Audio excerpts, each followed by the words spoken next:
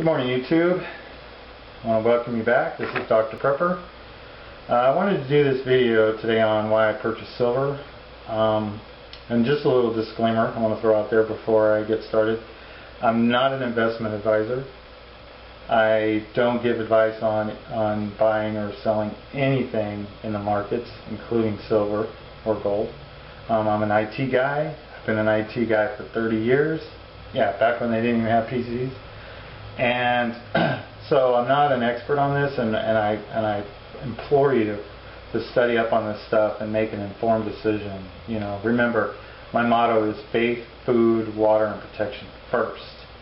If you got all that out of the way and you feel comfortable and want to dabble in some precious metals like you see on the table there, then please read up on it and do your own homework.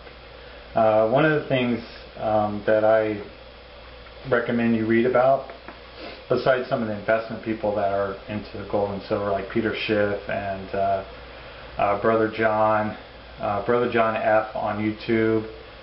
Excellent guy. I love his stuff. I think he's a common sense kind of guy, and he doesn't BS around. So read up on Zimbabwe, Yugoslavia, you know, the war in Yugoslavia. I read this article by this guy who was caught in the shit hit the fan moment they had there during the war, and you want to talk about a reality check. If I can find the link to this guy, I'll put it down below. This will tell you what it's going to be like if things get bad here, and why we prep, and are we really prepared for what's coming or what could come. And God, I pray every night that it doesn't. Also go back in history and read about the Weimar Republic. The Weimar Republic was in Germany. It's basically what started Hitler, what happened in the Weimar, and you will see that what's happening today in the U.S. is exactly what led up to the downfall of the Weimar Republic, and how important silver and gold were at the time.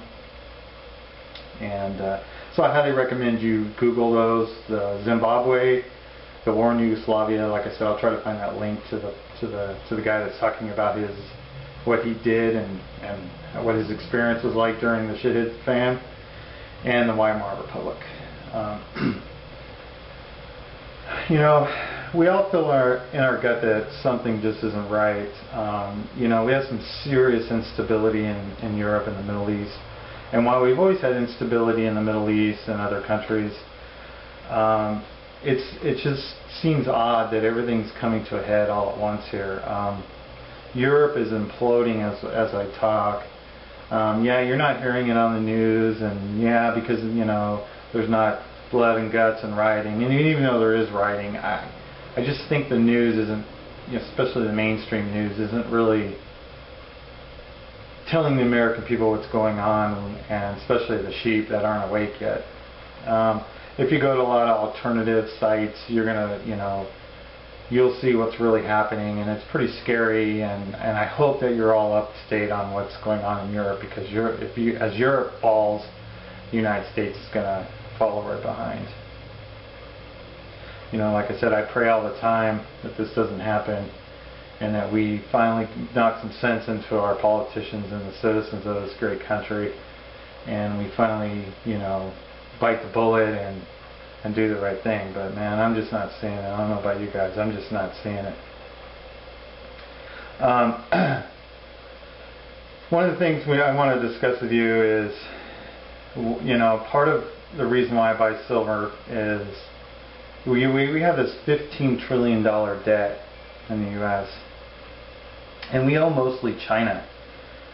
And China, by the way, they're the ones purchasing the silver and gold at record pace right now. China and India are just, they finally allowed their citizens to buy silver and gold, and they are stocking up. They are hoarding it like a mad dog. And there's a reason why they're doing it, and that's for another video. I don't really want to get totally into why they're doing it, but I guarantee you that someday they're going back on the gold standard.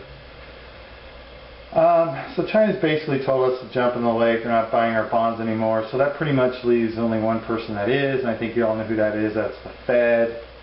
And again, that's a whole nother video I can do right there about the Fed, and all you Ron Paul fans know the Fed is not a nice group of people. What's very troubling to me is that we have a $2 trillion per year deficit, and we're adding to that $15 trillion every year. That $15 trillion is getting bigger and bigger.